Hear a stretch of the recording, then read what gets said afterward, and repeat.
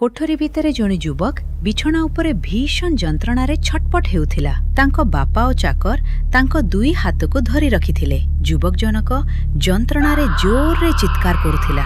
ତାଙ୍କ ଚିତ୍କାର ଶୁଣି କୋଠରୀ ବାହାରେ ଗାଁର ଲୋକମାନଙ୍କ ଭିଡ଼ ଜମି ଯାଇଥିଲା। ଏ ଯନ୍ତ୍ରଣା ମୋ ଦ୍ୱାରା ଆଉ ସହି ହେଉନାହିଁ ମା। ଦୟାକରି ମୋତେ କିଛି ଧାରୁଆ ଜିନିଷ ଦିଅ, ମୁଁ ଏହାକୁ କାଟି ବାହାର କରିଦେବି। ପ୍ଲିଜ୍ ମୋ ହାତ ଛାଡ଼ି ଦିଅ। ହଠାତ୍ ବିଜୟ ଝଟକା ଦେଇ ଚାକର ଶ୍ୟାମଙ୍କ ହାତରୁ ନିଜ ହାତ ଛଡ଼ାଇ ଦେଲା। ତାପରେ ସେ ଦୌଡ଼ି ଯାଇ ସାମ୍ନା ଟେବୁଲ ଉପରେ ରଖାଯାଇଥିବା ଇଙ୍କ ପେନ୍ଟିକୁ ଉଠାଇଲା। ସେ ପେନ୍ଟିକୁ କିଛି ସମୟ ଧରି ଭୟଙ୍କର ଭାବରେ ଚାହିଁ ରହିଲା।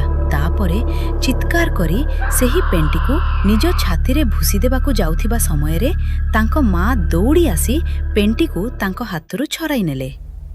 ବିଜୟ 30 ବର୍ଷର ଜଣେ ପାଠପଢ଼ା କରିଥିବା ଯୁବକ ଥିଲା। MBBS ସମାପ୍ତ କରିବା ପରେ ସେ MD କରୁଥିଲା।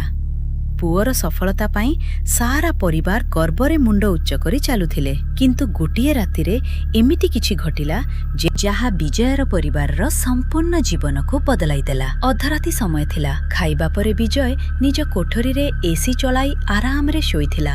ହଠାତ୍ ଛାତିରେ ହେଉଥିବା ଭୟଙ୍କର ଯନ୍ତ୍ରଣାରେ ତାର ନିଦ ଭାଙ୍ଗିଗଲା। ତାର ଛାତି ଭିତରେ ଭୟଙ୍କର ଭାବ କିଛି ଚୁବିଲା ଭଳି ଲାଗୁଥିଲା। ଦେଖୁ ଦେଖୁ ଯନ୍ତ୍ରଣା ଅସହ୍ୟ ହୋଇଗଲା। AC 200 ଡିଗ୍ରୀରେ ଚାଲୁଥିଲେ ମଧ୍ୟ ବିଜୟ ଝାଳରେ ସମ୍ପୂର୍ଣ୍ଣ ଭିଜିଗଲା ଏବଂ ବିଛଣା ଉପରେ ଛଟପଟ ହେବାକୁ ଲାଗିଲା। ଏ କି ପ୍ରକାର ଯନ୍ତ୍ରଣା! ଏହା ଛାତିରୁ କାନ୍ଧ ଆଡ଼କୁ ଯାଉଛି। ଏମିତି ଲାଗୁଛି ଯେପରି କୌଣସି ରେଙ୍ଗୁଥିବା ପୋକ ମୋ ଶିର ଭିତରେ ରେଙ୍ଗୁଛି। ବିଜୟର ଯନ୍ତ୍ରଣା ଧୀରେ ଧୀରେ ତାର ସହିବା ଶକ୍ତି ବାହାରକୁ ଚାଲିଗଲା। ବହୁତ ଚେଷ୍ଟା କଲେ ମଧ୍ୟ ତାର ଚିତ୍କାର କୋଠରୀ ବାହାର ପର୍ଯ୍ୟନ୍ତ ଶୁଣାଯାଉଥିଲା।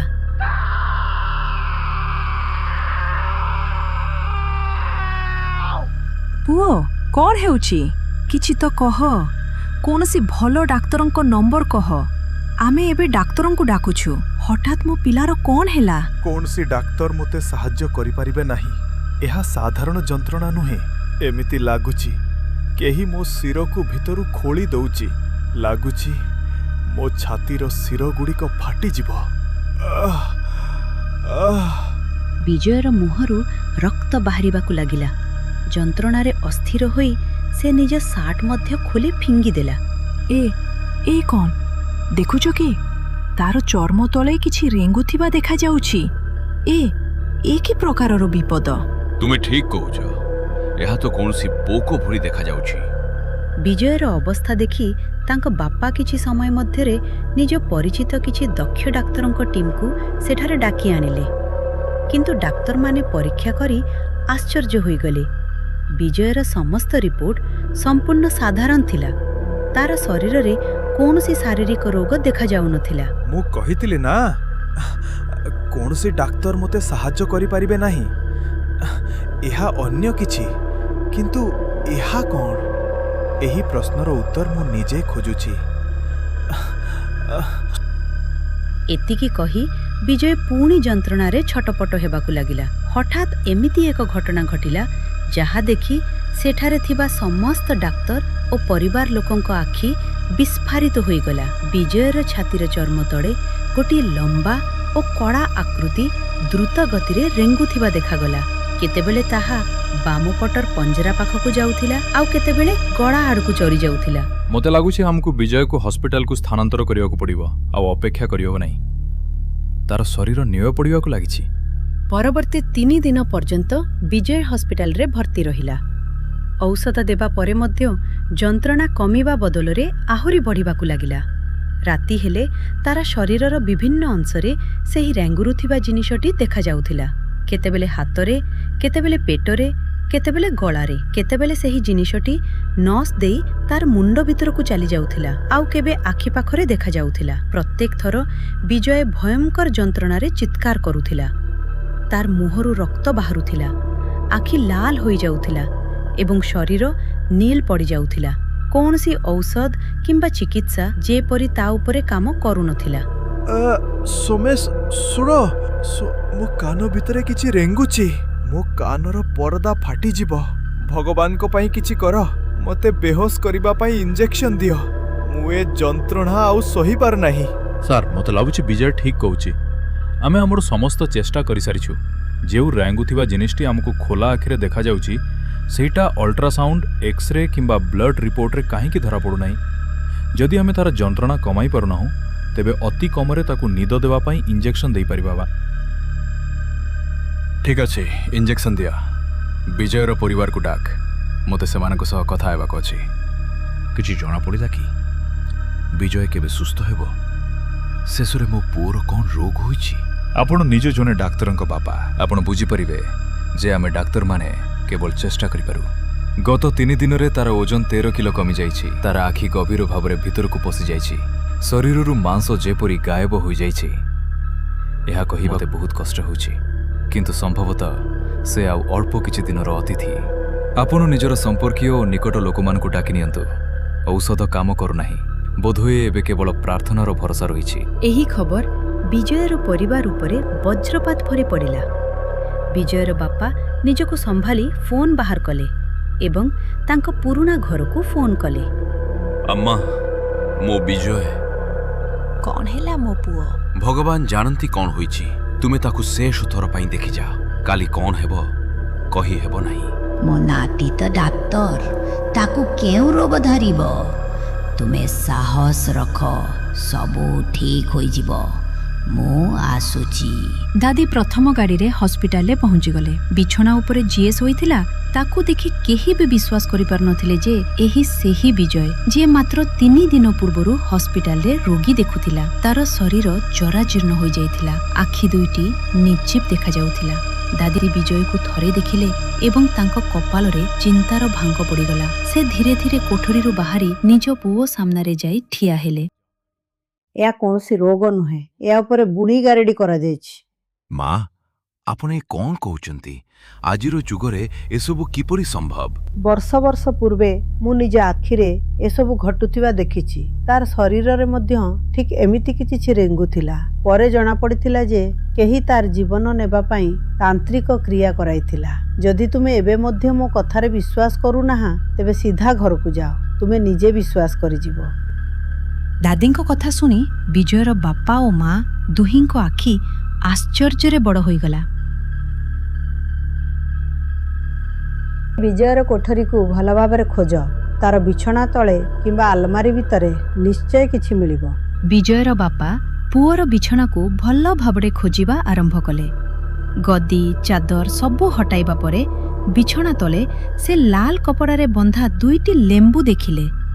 ସେହି ଲେମ୍ବୁରେ ଲବଙ୍ଗ ଗୁଞ୍ଜି ଦିଆଯାଇଥିଲା। ଏ କ'ଣ? ଏଠାକୁ ଏହା କିପରି ଆସିଲା?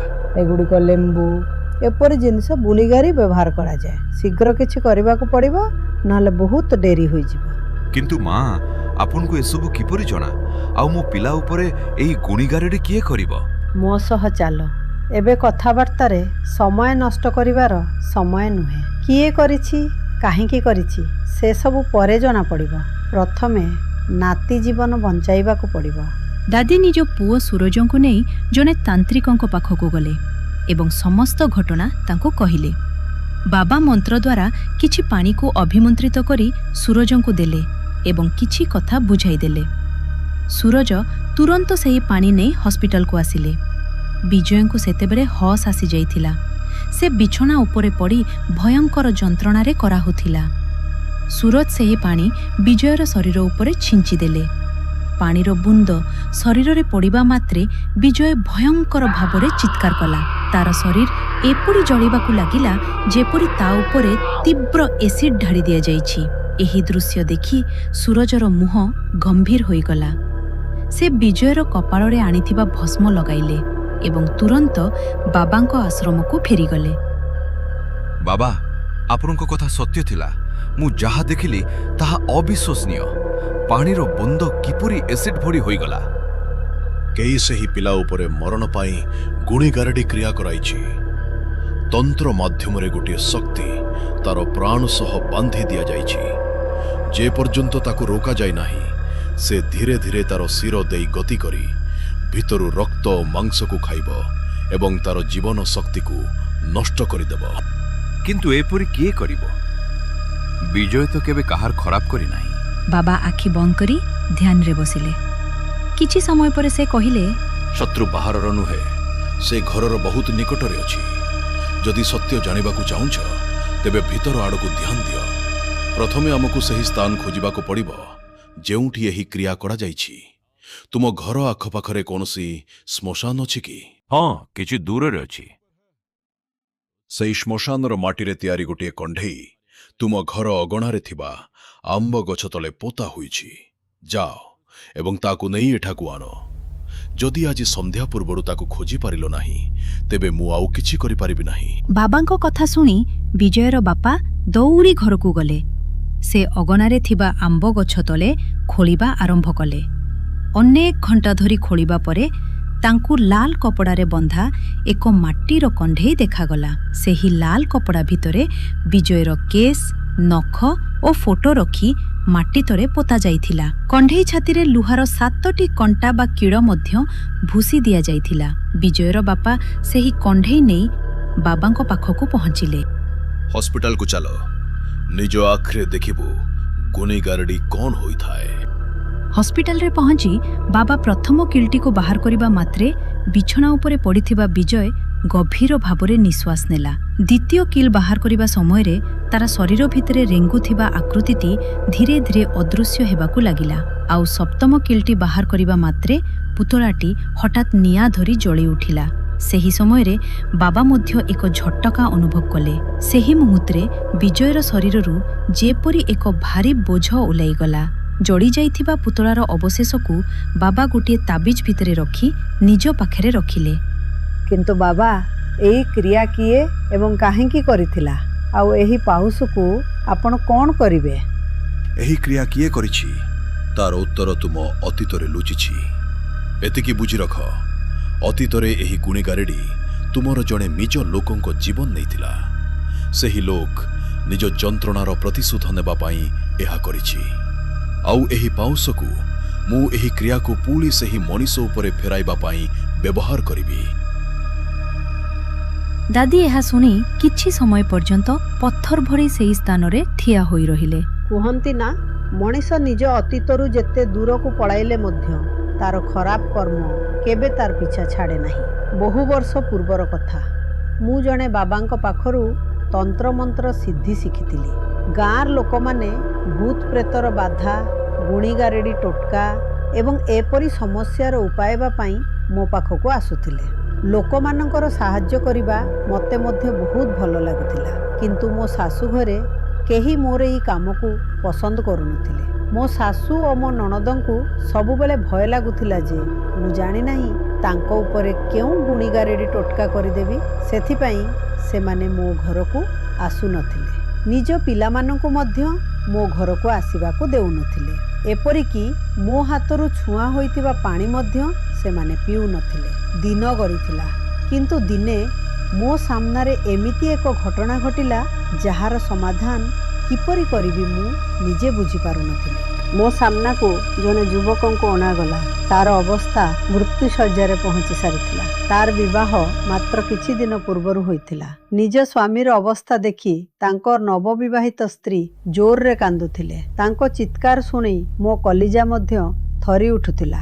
ମୁଁ ମୋର ବିଦ୍ୟା ଦ୍ୱାରା ଏତିକି ବୁଝିପାରିଥିଲି ଯେ ସେଇ ଯୁବକ ଉପରେ କେହି ତାର ଜୀବନ ନେବା ପାଇଁ ଏକ ଶକ୍ତିଶାଳୀ ଗୁଣିଗାରେଡ଼ି ଟୋଟକା କରିଛି। କିନ୍ତୁ ମୁଁ କେବଳ କାଳି ନଜର କାଟିବାର ଟୋଟକା ଶିଖିଥିଲି। ଏତେ ଶକ୍ତିଶାଳୀ ତନ୍ତ୍ରକୁ କାଟିବା ମୋ ସାମର୍ଥ୍ୟରେ ନଥିଲା। ମା, ମୋ ସ୍ୱାମୀଙ୍କ ଜୀବନ ଆପଣଙ୍କ ହାତରେ। ମୁଁ ଶୁଣିଛି ଆପଣ ନିଜ ମନ୍ତ୍ର ଦ୍ୱାରା ସବୁକିଛି ଠିକ୍ କରିପାରନ୍ତି। ଦୟାକରି ଯେମିତି ହେଉ ମୋ ସ୍ୱାମୀଙ୍କୁ ପୁଣି ଆଗ ଭଳି କରିଦିଅନ୍ତୁ। ମୁଁ ସାରା ଜୀବନ ଆପଣଙ୍କ ଦୁଆରେ ଠିଆ ହୋଇ ରହିବି। ଆପଣଙ୍କ ପାଦ ଧୂଳିକୁ ମୋ ମୁଣ୍ଡରେ ଲଗାଇବି, କିନ୍ତୁ ମୋ ସ୍ୱାମୀଙ୍କୁ ବଞ୍ଚାଇ ଦିଅନ୍ତୁ। ମୁଁ ମୋ ବିଦ୍ୟା ଦ୍ୱାରା ସେଇ ଗୁଣିଗାରେଡ଼ି ଟୋଟକାର ଉପାୟ ଖୋଜିବାକୁ ବହୁତ ଚେଷ୍ଟା କଲି, କିନ୍ତୁ ମୁଁ ବିଫଳ ହେଲି। ଦିନକୁ ଦିନ ସେଇ ଯୁବକଙ୍କ ଅବସ୍ଥା ଖରାପ ହେବାକୁ ଲାଗିଲା। ଏକଦା ହଟାକଟା ଥିବା ଯୁବକଟି ଧୀରେ ଧୀରେ ଶୁଖି କଙ୍କାଳ ଭଳି ହୋଇଯାଉଥିଲା। ମୁଁ ଜାଣିଥିଲି ଏପରି ଗୁଣିଗାରେଡ଼ି ଟୋଟକା କରିବା ପରେ ତାହାକୁ କୌଣସି ନିର୍ଦ୍ଦିଷ୍ଟ ସ୍ଥାନରେ ପୋତି ଦିଆଯାଏ। ଯେ ପର୍ଯ୍ୟନ୍ତ ସେହି ପୋତା ଯାଇଥିବା ଗୁଣିଗାରେଡ଼ି ଟୋଟକାକୁ ଖୋଜି ବାହାର କରା ନଯାଏ ସେ ପର୍ଯ୍ୟନ୍ତ ତାହାକୁ କାଟିବା ପ୍ରାୟ ଅସମ୍ଭବ।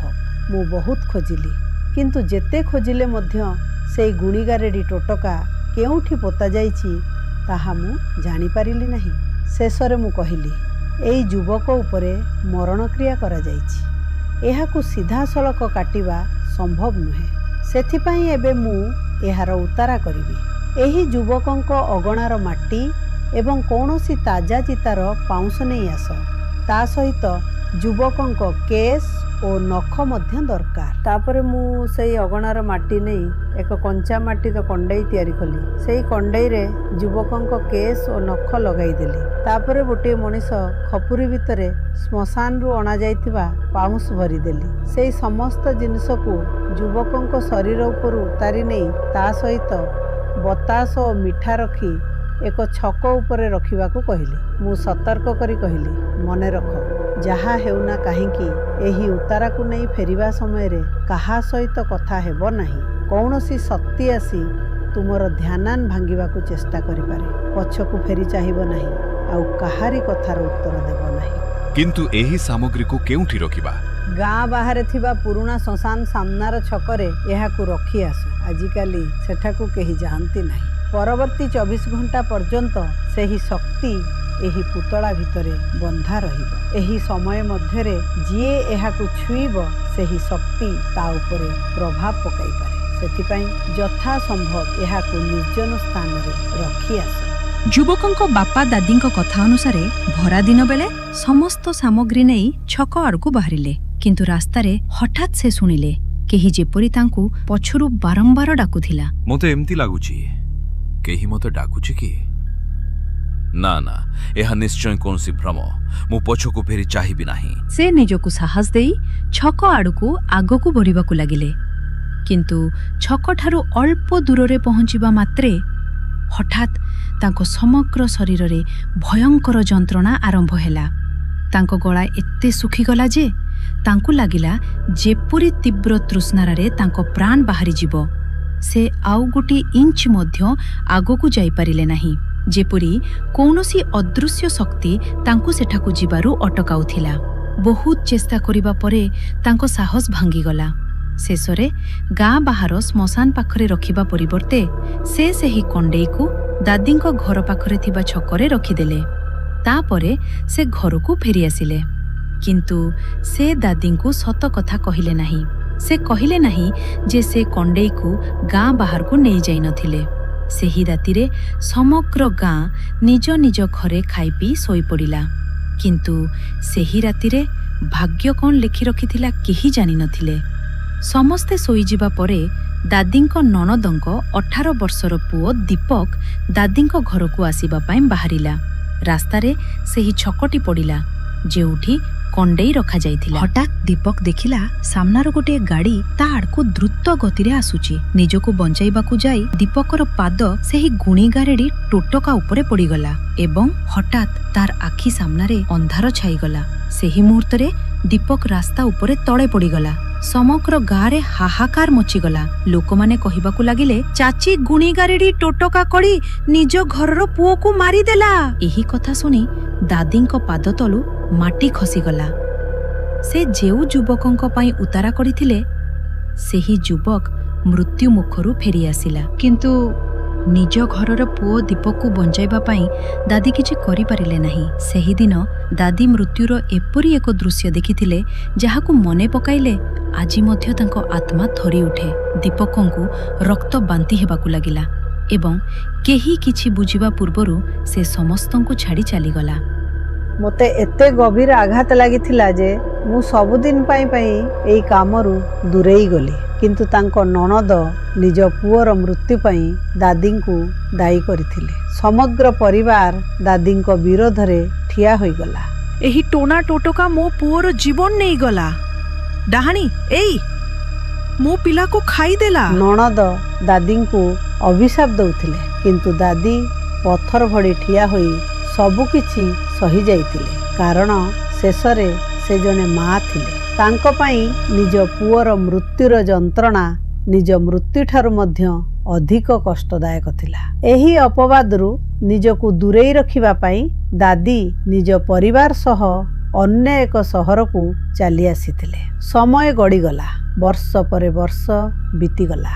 ଦାଦି ଭାବିଥିଲେ ସବୁକିଛି ଅତୀତରେ ରହିଗଲା, କିନ୍ତୁ ସେହି ମହିଳା କେବେ କିଛି ଭୁଲି ନଥିଲେ। ବର୍ଷ ବିତିଗଲା, ବୟସ ବଢ଼ିଗଲା, କିନ୍ତୁ ନିଜ ଯୁବକ ପୁଅର ମୃତ୍ୟୁର ଘାଇ ତାଙ୍କ ହୃଦୟରୁ କେବେ ଶୁଖିଲା ନାହିଁ ଏବଂ ସେଥିପାଇଁ ନିଜ ଯୁବକ ପୁଅର ମୃତ୍ୟୁର ପ୍ରତିଶୋଧ ନେବା ପାଇଁ ସେ ବିଜୟ ଉପରେ ଏହି ମାରଣ କ୍ରିୟା କରିଥିଲେ। ସେ ମୋତେ ମଧ୍ୟ ସେହି ଯନ୍ତ୍ରଣା ଦେବାକୁ ଚାହୁଁଥିଲା, ଯେଉଁ ଯନ୍ତ୍ରଣା ସେ ନିଜେ ବର୍ଷ ବର୍ଷ ଧରି ସହିଥିଲା। ତୁ ଚିନ୍ତା କରନି, ଯିଏ ବିଜୟ ଉପରେ ଏହି ଗୁଣିଗାରୀ ଟୋଟକା କରିଛି, ମୁଁ ସେହି ମରଣତନ୍ତ୍ରକୁ ତା ଉପରେ ଫେରାଇ ଦେବି। ଏପରି ଶିକ୍ଷା ମିଳିବ ଯେ 7 ପିଢ଼ି ପର୍ଯ୍ୟନ୍ତ କେହି କାହା ଉପରେ ତନ୍ତ୍ର କରିବା ପୂର୍ବରୁ 100 ଥର ଭାବିବ। ନା ବାବା, ତାଙ୍କ ପାଇଁ ମୋ ମନରେ କୌଣସି ରାଗ ନାହିଁ। ସେ ନିଜ ପୁଅର ମୃତ୍ୟୁର ପାହାଡ଼ ଭଳି ଦୁଃଖ ସହିଛନ୍ତି। ମୁଁ ତାଙ୍କୁ ଦୋଷ ଦେଉନାହିଁ। କିଛି ଦିନ ପୂର୍ବରୁ ହିଁ ଜଣାପଡ଼ିଥିଲା ଯେ ତାଙ୍କ ଜୀବନର ଶେଷ ସମୟ ପାଖେଇ ଆସିଛି। ବୋଧହୁଏ ମରିବା ପୂର୍ବରୁ ନିଜ ପୁଅର ମୃତ୍ୟୁର ପ୍ରତିଶୋଧ ନେଇ ସେ ଶାନ୍ତିରେ ଏହି ଦୁନିଆ ଛାଡ଼ିବାକୁ ଚାହୁଁଥିଲେ। ଯିବା ପାଇଁ ଦିଅନ୍ତୁ ବାବା, ମୋ ପିଲା ଠିକ୍ ହୋଇଗଲା। ମୋତେ ଆଉ କିଛି ଦରକାର ନାହିଁ। କିଛି ମାସ ପରେ ବିଜୟ ସମ୍ପୂର୍ଣ୍ଣ ସୁସ୍ଥ ହୋଇଗଲା। ସେ ପୁଣି ଆଗ ଭଳି ନିଜ ପଢ଼ାପଢ଼ିରେ ମନ ଦେବାକୁ ଲାଗିଲା। ଦାଦିଙ୍କ କଥା ସତ୍ୟ ହୋଇଥିଲା। କିଛି ଦିନ ପରେ ଦାଦିଙ୍କ ନଣନ୍ଦଙ୍କ ମୃତ୍ୟୁ ଖବର ମଧ୍ୟ ଆସିଲା। ବୋଧହୁଏ ନିଜ ଯୁବକ ପୁଅର ମୃତ୍ୟୁର ପ୍ରତିଶୋଧ ନେଇନଥିଲେ ପର୍ଯ୍ୟନ୍ତ ତାଙ୍କ ପ୍ରାଣ ଏହି ଦୁନିଆ ଛାଡ଼ିବାକୁ ପ୍ରସ୍ତୁତ ନଥିଲା। କହିବାକୁ ଗଲେ ସବୁ କିଛି ଠିକ୍ ହୋଇଗଲା, କିନ୍ତୁ ଆଜି ମଧ୍ୟ ସେହି ରାତିକୁ ମନେ ପକାଇଲେ ବିଜୟ ତାଙ୍କ ବାପା ମା ଏବଂ ଦାଦିଙ୍କ ଦେହ ଥରି ଉଠେ। ବିଜୟ ତ ମରଣକ୍ରିୟାରୁ ବଞ୍ଚିଗଲା, କିନ୍ତୁ ପ୍ରଶ୍ନ ହେଉଛି ପ୍ରତ୍ୟେକ ମଣିଷ କ'ଣ ଏତେ ଭାଗ୍ୟଶାଳୀ ହୋଇଥାଏ? ଆପଣ କେବେ କୌଣସି ଛକରେ ଗୁଣି ଗାରେଡ଼ି ଟୋଟକା ପଡ଼ିଥିବାର ଦେଖିଛନ୍ତି କି?